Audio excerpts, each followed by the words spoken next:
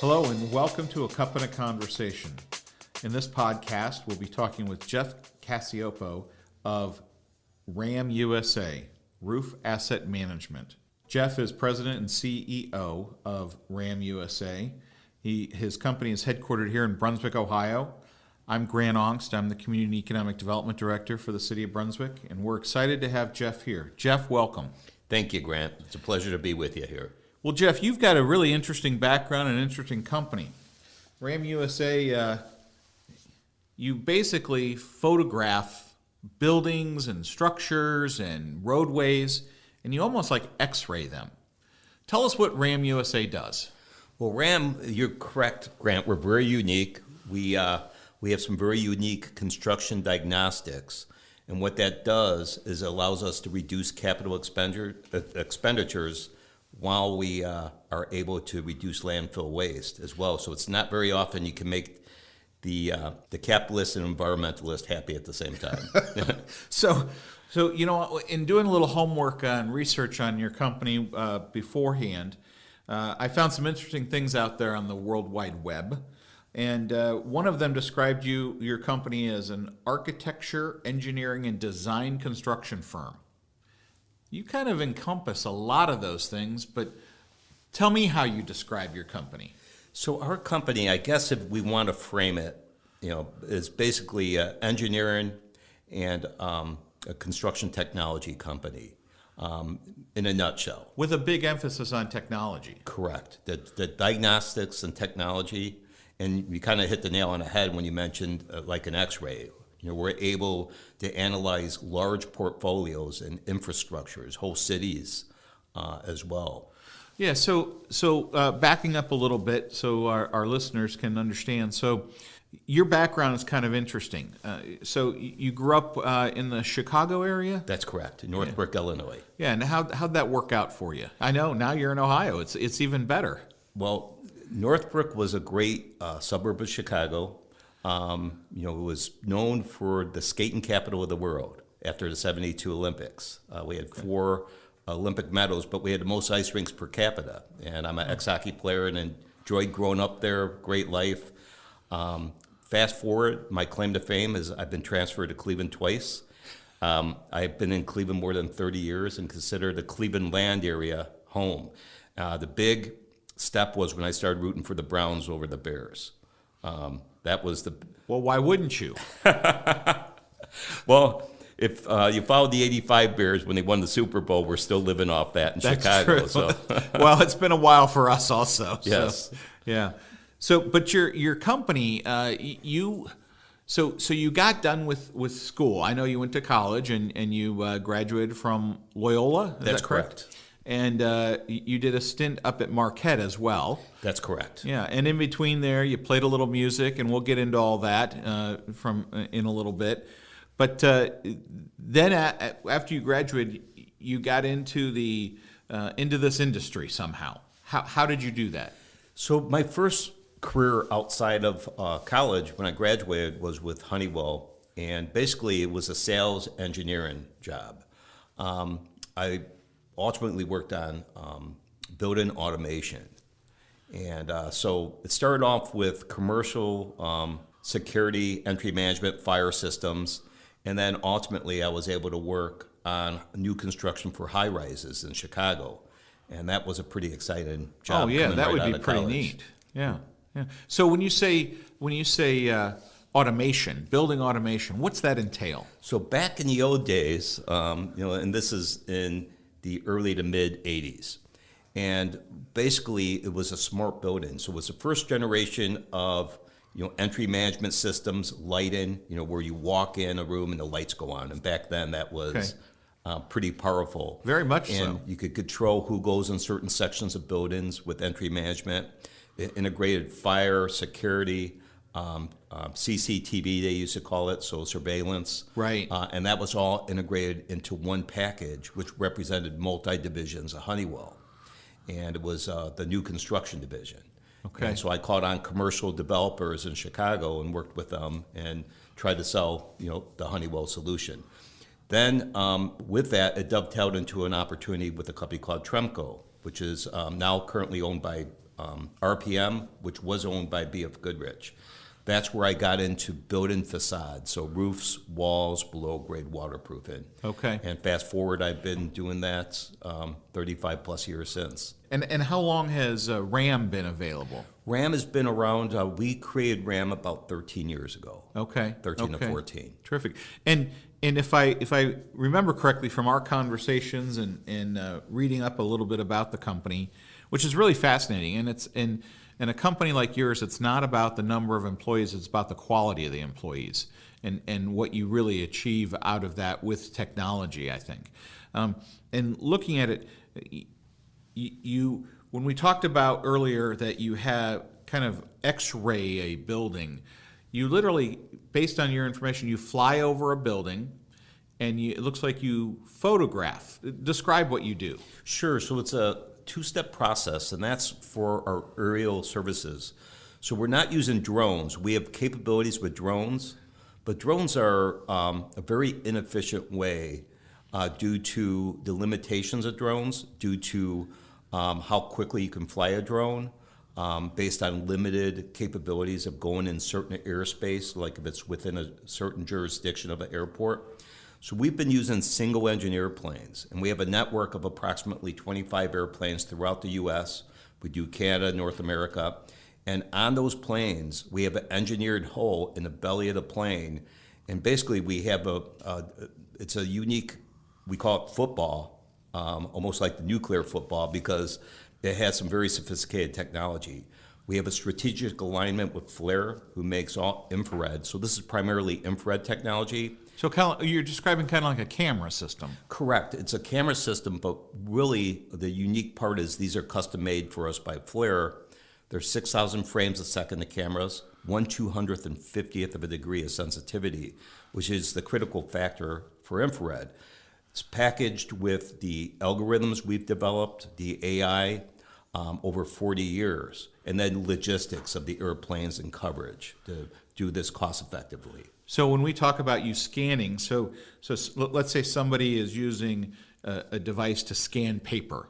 You literally are scanning a building, taking these images from the beginning of their property or their building to the end of it, and you can extrapolate from those what's there, right? Exactly.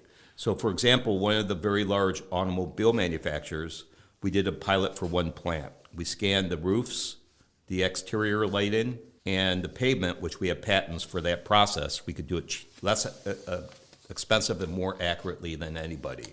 So what we're able to do, we saved $6 million on unnecessary roof replacement on one factory. That allowed, first of all, the capital savings. It didn't mean on the roofs had problems, but we were able to restore roofs, keep that material out of the landfill, have a longer-term solution at a fraction of the cost. Then we were hired to do 25 more factories, just to put in perspective.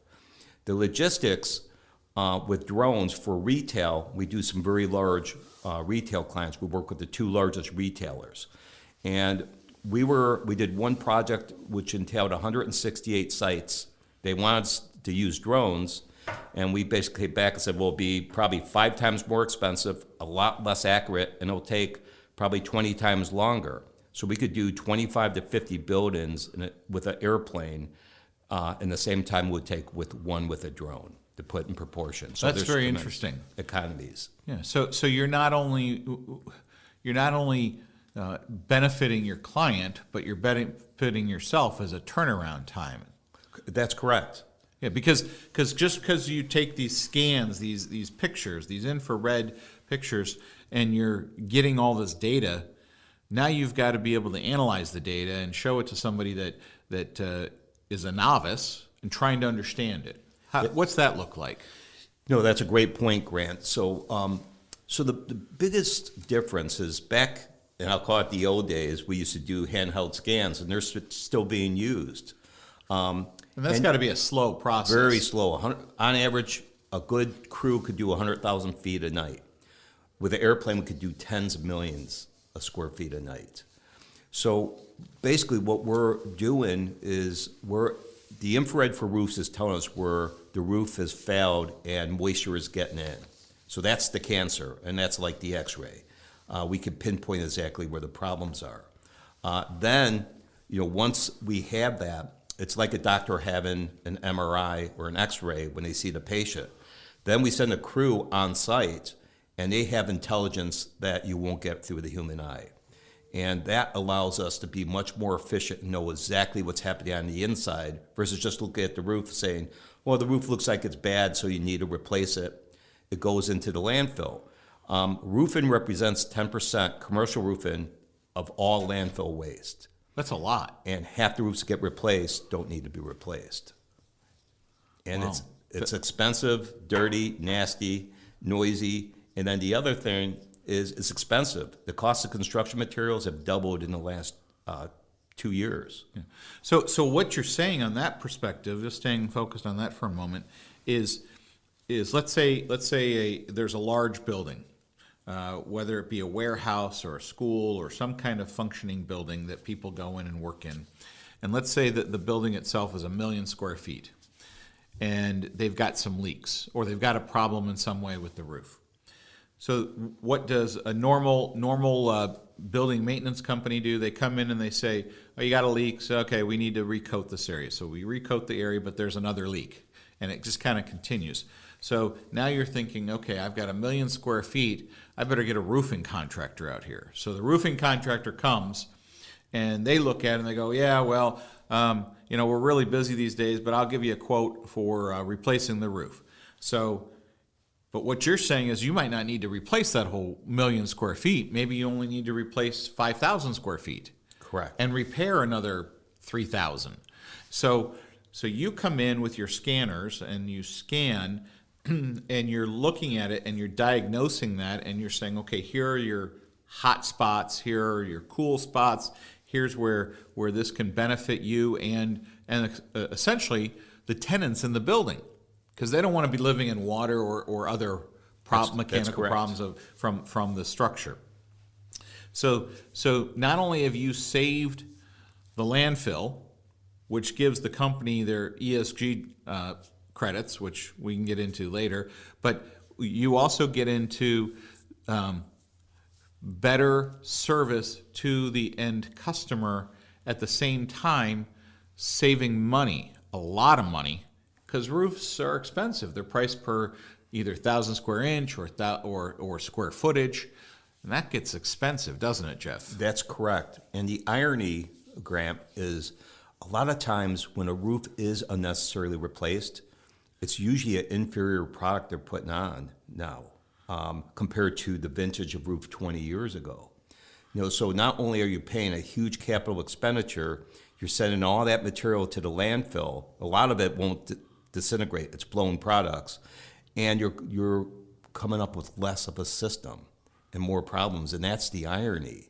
Back in the old days, I remember my father used to say, "Measure twice and cut once" when we were doing little projects, and there's a lot of truth to that. So why not have the proper and accurate information before you spend all this money?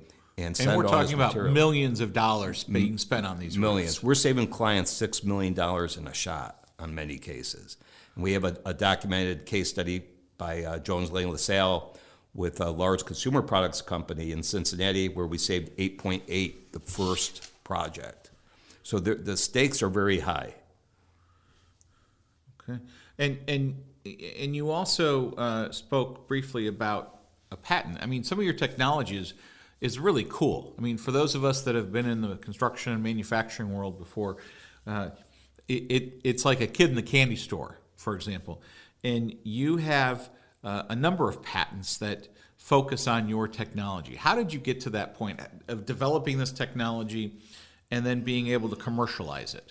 Well, one thing that was critical, we met Jeffrey Banis with Edwin Sisson and Associates, and a great patent attorney. And they're here in Medina County. That's correct. And so, having a great patent attorney, and patent attorneys are notorious for large fees, and they have been the most ethical law firm we've worked with, and such a partner and asset. So we've worked real close with them, and we met them at one of your events, Grant. So So thank you for that. You're very welcome. And so, so working with them as a team effort and protecting our company, and then also being able to develop the patent. The challenge with developing a patent is you're kind of putting your recipe out there. And then, some people think it's a liability because then you have to defend your patent. We've basically were able to develop a patent where if you look at our recipe, you're not going to be able to replicate it. We've forecasted that our technology, no one could replicate, would take them probably 20 to 30 years. And they would have to have airplanes, they would have to have the know-how of the infrared, the algorithms, the whole process to be able to do that. Sure, and obviously there's not just you in the business, and who even though you're the leader and leadership is critical, what's the makeup of your company? How's it look these days? So, well, we have a very neat business model as far as our company overall. We're able to cater to the whole United States, North America. We're doing projects in Italy, Spain, Ireland, which kind of gives me heartburn because, we want to stay within our boundaries, but this is based on one of our pharmaceutical clients in need. So we're happy to do that. Within RAM, my business partner, Joe Cobb, he basically has developed this technology over 40 years. He's an aeronautical engineer, and he's also a pilot. Okay. And so a lot of this was born by Joe's efforts. And based on, there's been a synergy between Joe and myself based on my experience, my contacts, and being able to kind of package this into a very powerful tool for our clients. Yeah, that's really exciting. In fact, one of your clients, which you talk about on your website, JLL, you won back-to-back soda awards, which is kind of an interesting name. Why don't you tell us what that is? Sure. So the soda award, well, first of all, Jones Lang LaSalle is a large facility management integration company. So they represent the Intels, the Dells, a lot of very great portfolio of clients. So it might be where JLL might actually own the building and manage it, and these other companies then reside inside, or it could be these other buildings are owned by those companies, and JLL comes in and they say, okay, we'll manage this building for you, so if there's a problem, you just call us and we'll take care of it. That's correct. Yeah. So their job is to get the proper decisions made and save the client's money. So SODA stands for Supplier of Distinction. So basically 50,000 vendors internationally compete for this award. No company has won it twice, and RAM is the exception to that. And we're more than proud of that accomplishment because we're competing against some of the largest companies in the world for this award. So we basically say that's where the rubber hits the road. These are the people that know buildings better than anybody. They've vetted out our services, and we've done a lot of work with them over the last 12 years. And they've been a great strategic partner as well. Yeah, that's great. So, but you've also moved into, besides saving people money and developing game plans for companies to put roofs on so that they're better than ever. You also have gotten into surfaces like roadways and parking lots and how does that work exactly? It's pretty powerful, Grant, and thanks for mentioning that. So we're able, with our technology, to measure the most minute crack, not only how long it is and how wide, but also how deep it is. And we're combining two technologies, infrared, so we're using cavity radiation to be able to tell how deep the crack is, and then we're actually using visual cameras to measure, and basically we've developed AI to measure all the cracks and spalls. We're able to do large portfolios. So imagine we were able to do for an automotive client over 100 million square feet of pavement. To do that the traditional way, which is manual with a civil engineer, would have taken thousands of people to be able to do that. We were able to do that in less than a month at a fraction of the cost and a much higher level of accuracy. Wow, that's really fascinating. So when you look at all this, I'm guessing that there lots of roofs. There are lots of roofs, Grant. I mean, when you take a look at what the government owns, what the private sector owns, there is significant square footage of roofing. Have you ever figured out how many commercial roofs there are in North America? Yes. Really? We actually have GIS mapped every roof in the United States. So if you have a shed in your yard, Grant, I have it GIS mapped. And so how much square footage is there?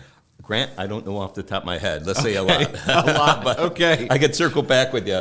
My team would know, and they'll laugh that I don't know that answer, but there's a lot of zeros behind it. A lot of zeros, that's right, and I understand that. So Jeff, some of the things that you'd like to do outside of work, I understand is music. Yes. You're an avid guitar player. Yes, I've been known to love the guitar. Tell me about your music and your background in it and how that whole thing started and where it is now. Wow, that's a surprising question, and I'm happy you asked about that. But I started playing guitar and got serious about it in 7th grade, playing in the first garage band and getting yelled at, and the police caught on us for being noisy. And fast forward, eventually I got in a very serious band when I was in college. They actually kind of toured between multi-states. And then finally I finished my degree. The music was a love and a distraction at the time for college and getting that degree. And ultimately I finished, and graduated at Loyola University.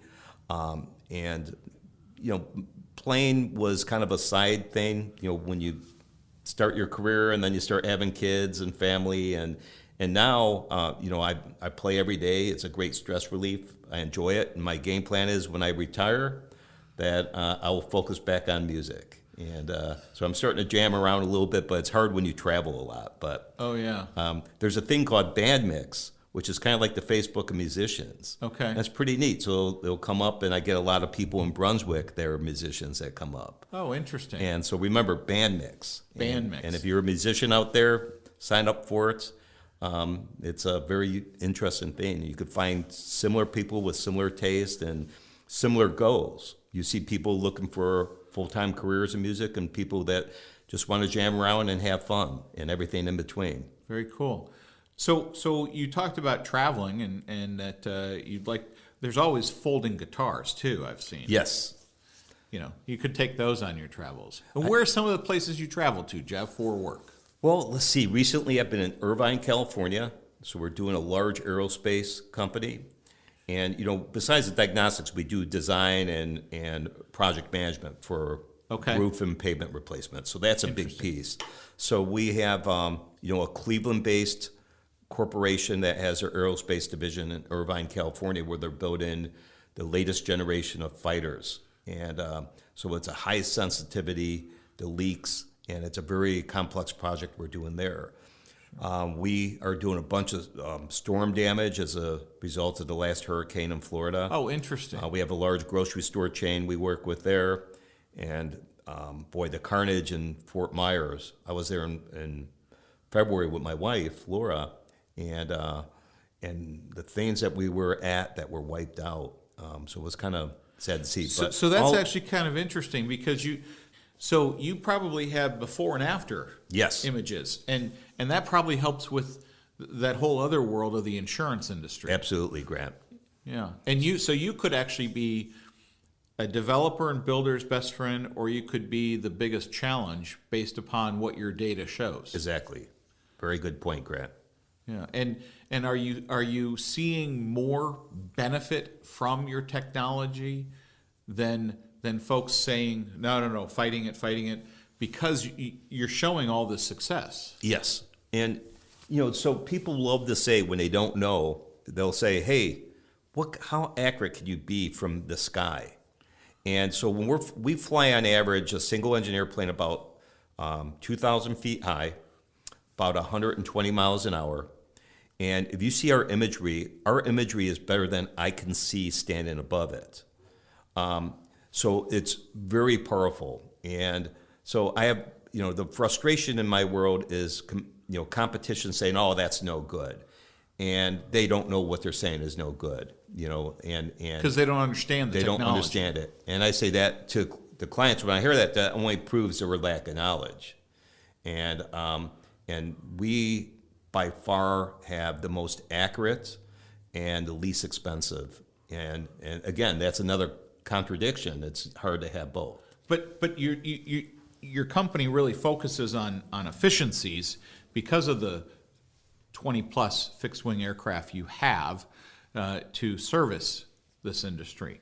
But really, in many ways, structurally, you have these opportunities, but you are a very high-tech company.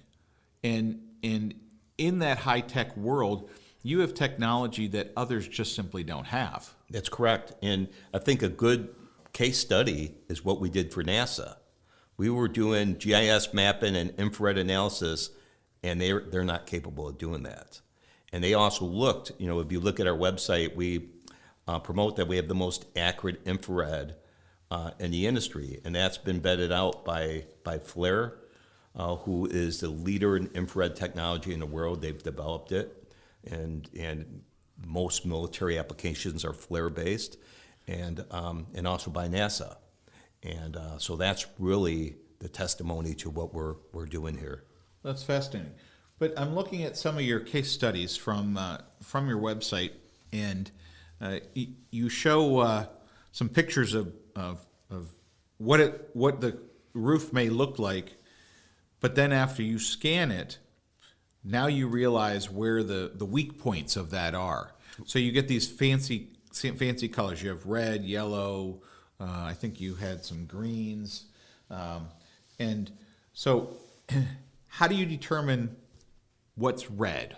So as part of our patent, these cameras, remember, they're 1/250th degree of sensitivity. And infrared, the key is sensitivity.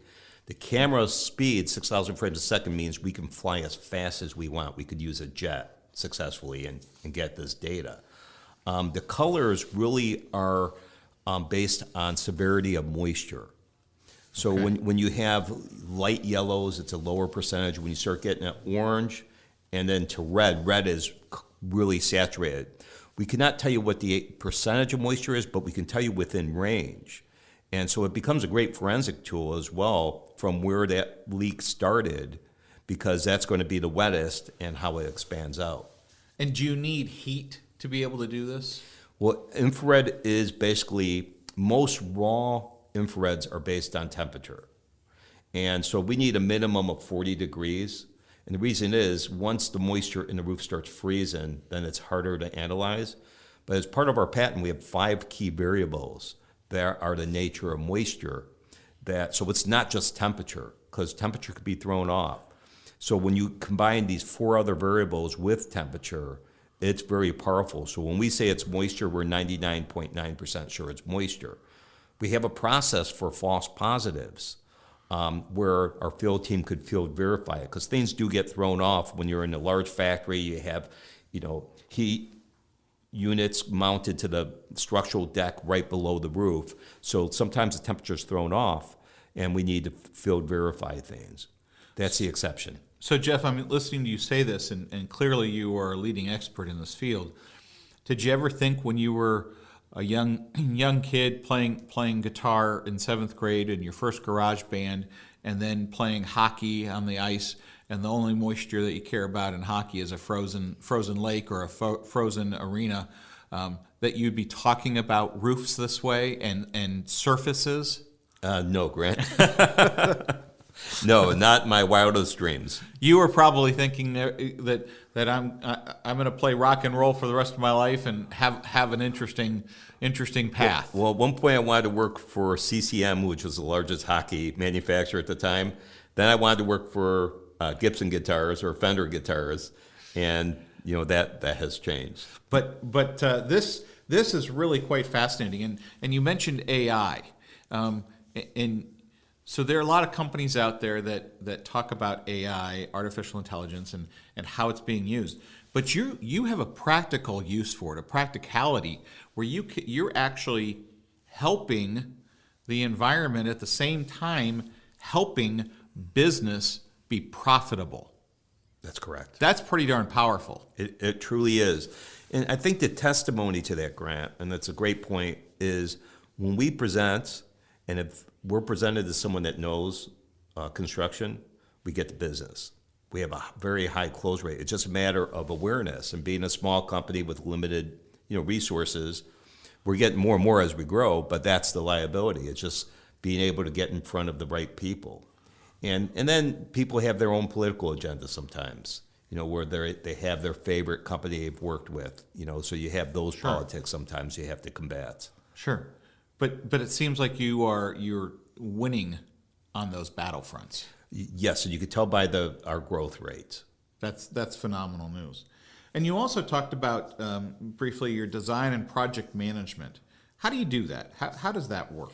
So in our world, there's a couple different components. So most of our competitors don't get involved in the structural engineering, which we do, because we're dealing with mostly existing buildings. And the structure, when you deal with roofs, if you have a bad roof, the structure gets contaminated, or if it's metal, it can rust out, or concrete can deteriorate. So we need to know that we have a good foundation structurally. So we make sure we include that when necessary. But then we use a team of what's called RRCs, registered roof consultants. And it's a certification process very similar to a registered architect. So we have some of the best spec writers on our team. So not only do you get a superior product by that, and the project management helps enforce that to make sure the contractor could bid on it and follow, but not follow the spec if you're not watching them. So that becomes very critical for delivery, is best design, then good implementation. And that's where you get the best long-term. The byproduct of this is good bid management. People think you're adding cost when you develop a set of plans or blueprints. But the analogy I draw is you have builder A to build a house and says, how many square feet? And you say, I want 3,000 square feet. And builder B says, I can build that, but I don't need a blueprint. When you build a house without a blueprint, that's like putting a roof on a building without detailed specs. There's so many shortcuts and ways to cheat. And you have this false sense of warranties in roofing. So warranties they take away from clients. So just don't buy a roof based on warranty. Right. Because there is so much more that goes into construction of anything. Correct. Things that aren't covered by a warranty. Right.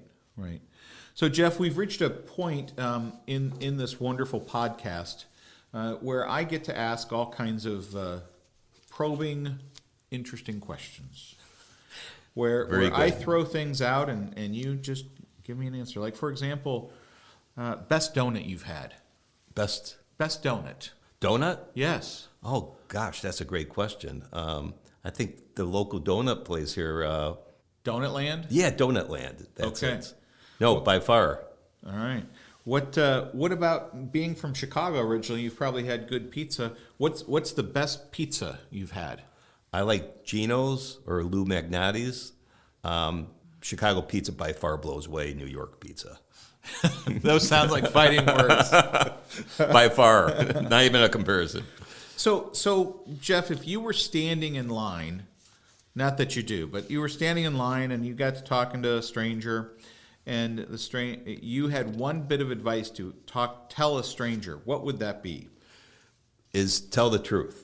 Because lies catch up to you, and I always told my kids that. It's tough to keep track.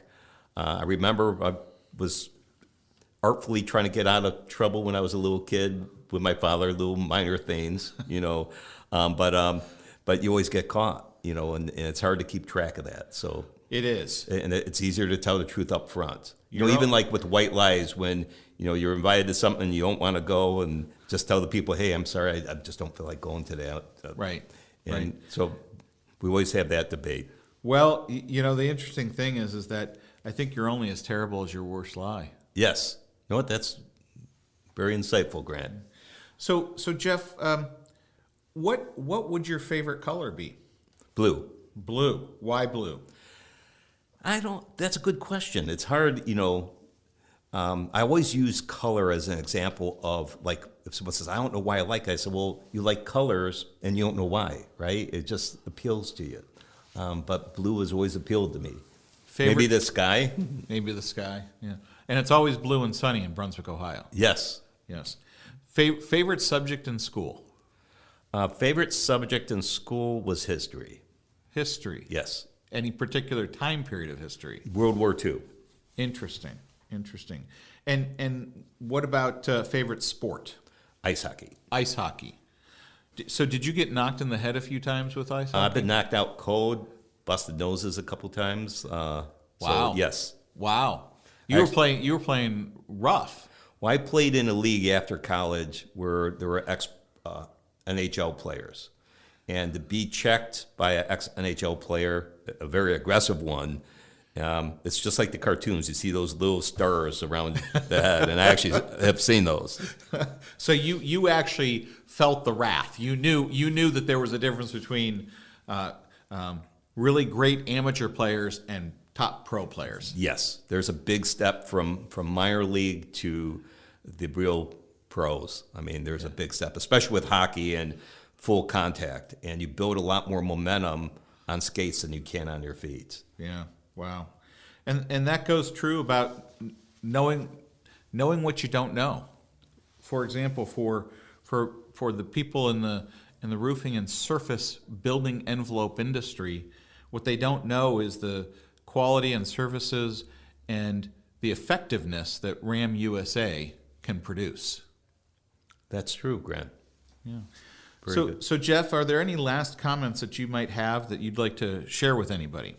Yes. One thing we love to do is if there's a young person that's interested in drones, and we know drones, and we have some of the best FLIR drones, or in a career opportunity, we're happy to have them in, and we've done that before. So we would be happy and honored to have any young person that's interested in a career in aerospace or with planes or with construction technology. It's a great field. It's needed. We're limited. And it's the gift that keeps giving because it's going to reduce landfill and it's going to help economically as well. That's great. And your website is www.ram-usa.com. That's correct. Right? So if somebody's interested, they can reach out through that website, through your contact page. That's correct. To get you. Fantastic. Well, I want to thank you, Jeff, for being here with us today and at Cup and a Conversation and sharing with us about Ram USA, Roof and Building Envelope Consulting and Engineering, that you've started and founded and grown into quite a technology giant. And we're thrilled that you're here in Brunswick, Ohio. We look forward to many more years of your success. And thank you for coming, Jeff. And Grant, I want to thank you for what you do for the city of Brunswick. You've been great. You've been a great supporter, and we, in all sincerity, you've been a great asset to the city of Brunswick. So thank you. Thank you, Jeff. I appreciate that greatly, but I'm fortunate that I've got a phenomenal team at the city of Brunswick in planning and zoning and building and in every other department. We couldn't do it without people working and talking to each other. And if you're a business out there, I would highly recommend if you're looking to relocate, Brunswick is the place to be. Thank you, Jeff. I'll take that. I'll take that advertisement any day of the week. This has been a moment in time for a Cup and a Conversation. Until next time, enjoy your day.